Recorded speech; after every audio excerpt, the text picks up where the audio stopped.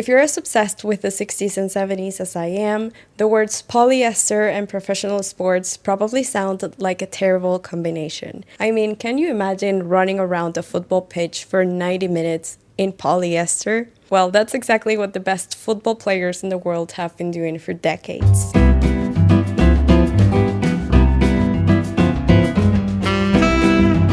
The other day, I bought my very first original football shirt and it wasn't cheap. So imagine my surprise when I checked the label and saw it was made from 100% recycled polyester. I was stunned. I thought I'd been scammed. I imagined myself melting alive in the summer wearing it, and most importantly, I wondered if this is also 100% polyester, what's the difference between this shirt and the $5 knockoffs they sell everywhere else? I figured the answer would be branding, maybe better stitching, better printing, maybe even better polyester, that type of thing.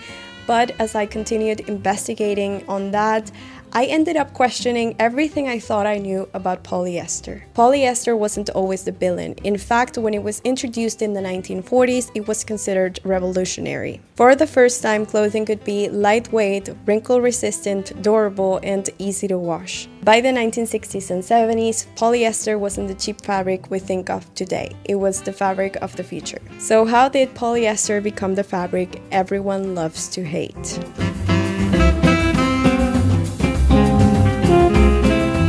Back in the early 20th century, most clothes were made from natural fibers like cotton, wool, linen, and silk. They all had their advantages, but they also had their drawbacks. Cotton wrinkled easily, wool could be itchy and needed special care, and silk was beautiful but expensive and delicate. Scientists began wondering if it was possible to engineer a new kind of fabric, and in 1941, two British chemists developed what we now know as polyester. It was a scientific breakthrough. Actually, it felt like scientists were inventing a new type of miracle fabric every few years.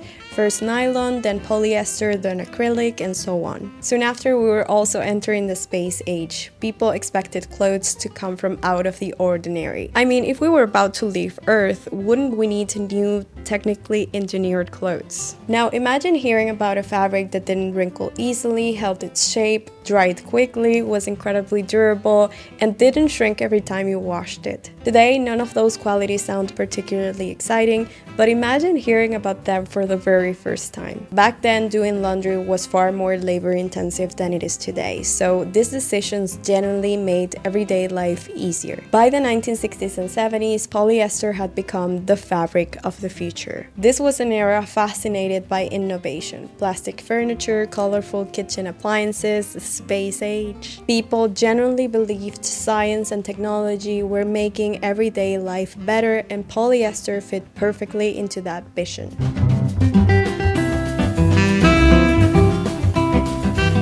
If you look through advertisements from the 1950s and 60s, you'll notice companies weren't trying to hide the fact that their clothes were made from polyester. They made it the headline. And of course, the headlines needed to show how proud they were of this innovation. It ought to be a law. Tomorrow's fabric, today. The way to go. Look great. Look neat. Stay fresh. The lightest ever. Traveler's joy on your horizon. No matter how strenuous the action, I guess. And whatever this is. I'm sorry, I don't even know what this ad is supposed to mean. Offensive advertising choices aside, polyester was sold as proof that science and technology could improve everyday life. Polyester also happened to arrive when the trendy new things were bold colors, geometric prints, psychedelic florals, and basically any eye-catching patterns. Polyester was fantastic at showing them off. It held bright dyes beautifully, resisted fading, and made colorful fashion more affordable than ever before. Today, seeing 100% polyester on a clothing label is almost something to apologize for. 60 years ago, that was exactly what companies were trying to show off. It was the thing to have, and with that, the textile of an entire generation.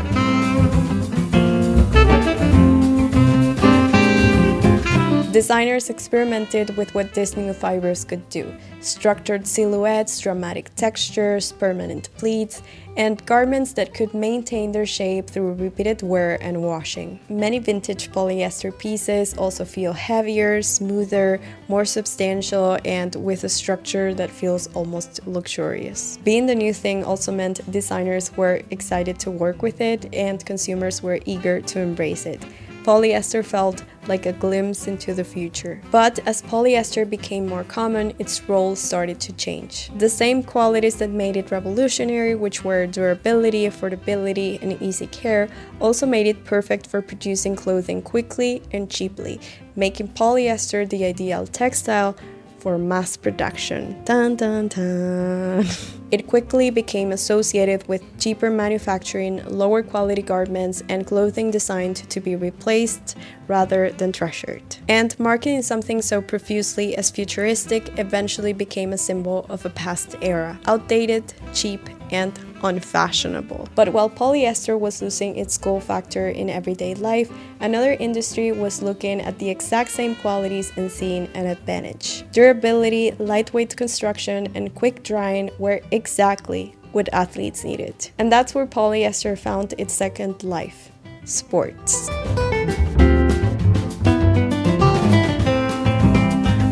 For decades, football players had been wearing shirts made mostly from natural fibers like cotton and wool, and while those materials worked for that purpose, they had some serious disadvantages on the pitch. Once a shirt absorbed sweat, it became heavier.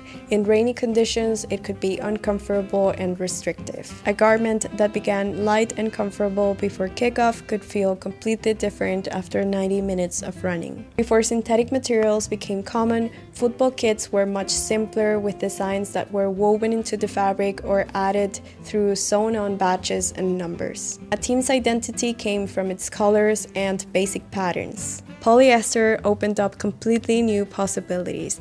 It could be dyed in brighter colors, printed with more complex designs, and easily customized with players' names, numbers, team logos, and eventually sponsorships, which we know are where the real money comes from. Suddenly, a football shirt became a piece of a visual identity and an economic force. Now, until the 1980s, football shirts weren't necessarily designed with advanced performance in mind. They could still trap heat, hold onto sweat, and feel uncomfortable during intense matches. So over time, sportswear companies began refining the material.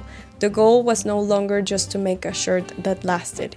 It was to make a shirt that helped an athlete perform. Modern football jerseys use specially engineered polyester fibers and knitting techniques designed to manage moisture, improve ventilation, and keep players comfortable throughout the game. On a football field, polyester isn't trying to be luxurious, but absolutely functional. This also happened at the exact same time football was becoming more commercial. Television coverage was growing, clubs were developing stronger identities, and shirts were becoming something fans wanted to buy and wear themselves.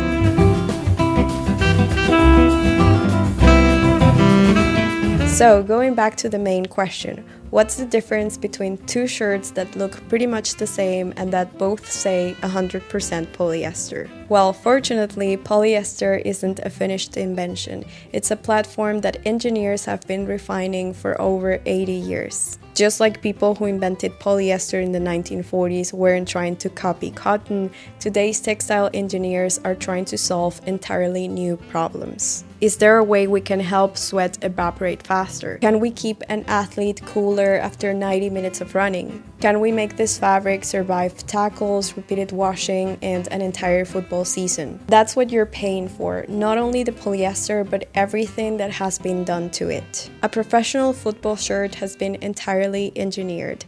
The type of fibers, the knitting pattern, the ventilation zones, the way moisture moves through the fabric, the weight, even how the numbers and logos are applied. So maybe the problem was never polyester. The problem was thinking its story ended in the 1970s. Maybe we just forgot that, like any other technology, it never stopped evolving and it can still grow. That was everything for today. Thank you so much for watching and for being here, and see you on the next one. Bye! But they sure got some cuties incorrect.